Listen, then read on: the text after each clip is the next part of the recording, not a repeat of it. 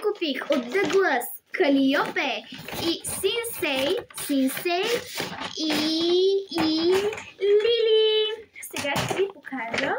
Така, от Синсей си взех един бял панталон, защото на мен такива ми трябват. Ето така. За тренировки, като хода на гимнастика, си взех бял панталон ватиран, защото там е студено и е доста еластичен и удобен за спортни неща.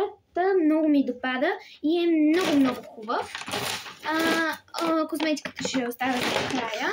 От Калиопе си взех една черна блузка. Взех си една бяла жилетка, блузка, нещо такова или пуловърче. Не знам, пишете долу в коментарите, с панделки. И на последно място си купих ето това. Това е пола панталон. Ето така. Може би не си личи много, но е пола панталон. Сега прибирам ги набързо, да не ми свърши видеото. Сега от Лили си купих няколко неща. Тези не ги гледайте, тези ги купих от видео, ще ги пробвам в друго видео. Взех си една голяма мицеларна вода на Гарние. Ето така, на Гарние. И ето една пяна за лице на тази марка. Не знам точно как е името и не искам да се излагам на видеото.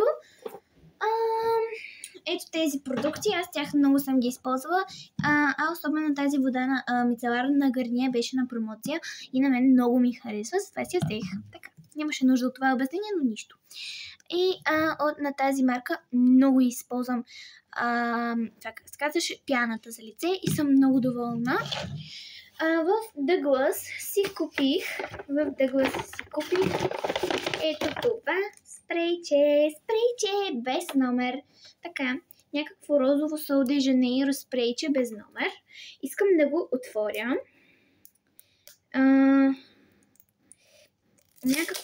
Има някакви шарки, ето тук на капачката. Не знам дали се вижда, обаче като бяло надрано, не знам. Може би така е самия дизайн. Добре, не го оправих нацяло. Хора, мирише много яко. Ето тези две неща ще ги снимам в другото видео, а ти харесай, за да ме видиш. Пак, чао!